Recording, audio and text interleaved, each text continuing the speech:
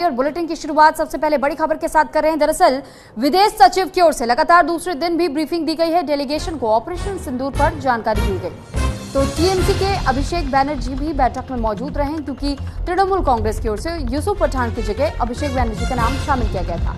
विदेश सचिव हैं विक्रम मिस्री और उनकी ओर से भारत पाकिस्तान सैन्य संघर्ष पर ये जानकारी साझा की गई थी। इस दौरान संजय झा, श्रीकांत शिंदे और के कनिमोझे के लीडरशिप वाले 3 डेलीगेशन को ब्रीफ किया गया है। मिस्री ने सभी डेलीगेशन के सदस्यों को पहलगाम आतंकी हमले और ऑपरेशन सिंदूर पर भारत के एजेंडे और इसकी बारीकियों को समझाया।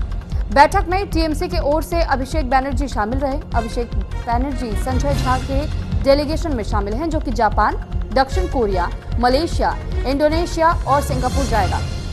दरअसल अभिषेक को टीएमसी सांसद यूसुफ पठान की जगह डेलीगेशन में जोड़ा गया है। सरकार की पहले जारी लिस्ट में यूसुफ पठान का नाम था, लेकिन टीएमसी चीफ ममता बनर्जी ने पार्टी से पूछे बिना पठान को शामिल करने पर नाराजगी जाहिर की थी। इसके बाद से केंद्रीय संसदीय कार्य मंत्री किरेन रिजिजू ने ममता से बातचीत की थी और फिर अभिषेक का नाम फाइनल किया गया था।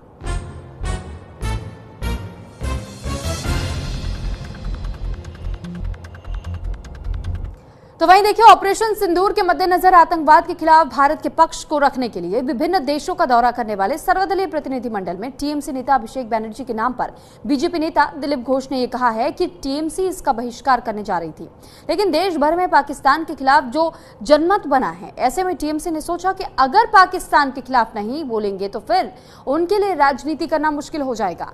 और यही कारण है जिस वजह से टीएमसी की ओर से इसका खुले तौर पर समर्थन दिया गया है।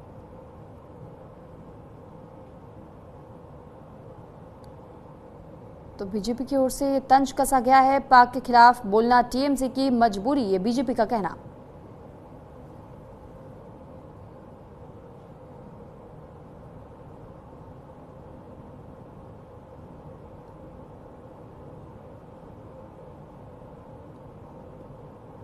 अच्छा है, कम से कम टीएमसी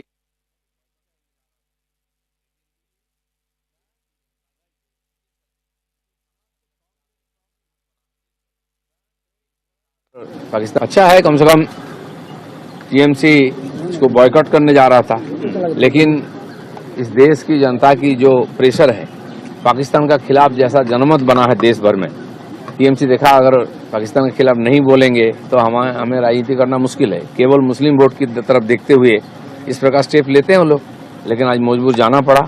अच्छा है, देश जब एक साथ लड़ना की तैयार है उस समय रहना चाहिए। मैं ये भी पूछना चाहूंगा कि आप कश्मीर में कोई प्रतिनिधिमंडल भेज रहे हैं कि कहाँ सेल गिरा है, पाकिस्तान का नुकसान हुआ है, लेकिन मुर्शिदाबाद में जो दंगा हुआ है, जो हिंदू का नुकसान हुआ है, घर तोड़ा गया, मंदिर तोड़ा गया है, 2-3 हत्याएं हुई हैं, वहाँ टीएमसी का प्रतिनिधिमंडल क्यों नहीं जाता? क्यों हिंदू का साथ खड़ा होकर नहीं बोलता कि हम आपके साथ हैं, हम आपको देखेंगे? तो यहाँ जो पीड़ित है उसको देखने नहीं जाते हैं। ममता बनर्जी 15 दिन के बाद जाते हैं, जब एविडेंस मिटा दिया जाता है, मीडिया के सामने ना आए, मीडिया को घुसने नहीं दिया जाता है, इस प्रकार परिस्थिति बनाया जाता है। जो पीड़ित जो कैंप में है उनके साथ मिलने नहीं देते, मीडिया को छुपाना चाहते हैं और यहाँ से कश्मीर भेज रहे हैं। बंगाल में कश्मीर से भी बुरा हाल है, इसको ध्यान में रखें। तो पाकिस्तान को घेरने की पूरी तैयारी, आज विदेश रवाना किए जाएंगे भारत का पहले डेलीगेशन। तो फिलहाल देखिए, भारत की ओर से पहला डेलीगेशन आज रवाना होना है, यानी कि पाकिस्तान को घेरने की तैयारी भारत की ओर से पूरी कर ली गई है। साथ ही ये जानकारी आपको दे दें कि डेलीगेशन में श्रीकांत शिंदे की अगुवाई में आज इस डेलीगेशन को रवाना किया जाएगा। 4 देशों का दौरा करेगा ये डेलीगेशन और श्रीकांत शिंदे की अगुवाई में डेलीगेशन भारत ने पाकिस्तान को घेरने की जो तैयारियां की हैं, इसको लेकर के पहली ब्रीफिंग भी दी जा चुकी है और आज पहला डेलीगेशन श्रीकांत शिंदे की अगुवाई में ही विदेश के लिए रवाना किया जाना है। यह डेलीगेशन 4 देशों का दौरा करने वाला है, यानी कि अमेरिका से लेकर यूरोप तक 32 देशों में डेलीगेशन को भेजा जाना है। डेलीगेशन विदेशों में पाकिस्तान को पूरी तरह बेनकाब करेगा।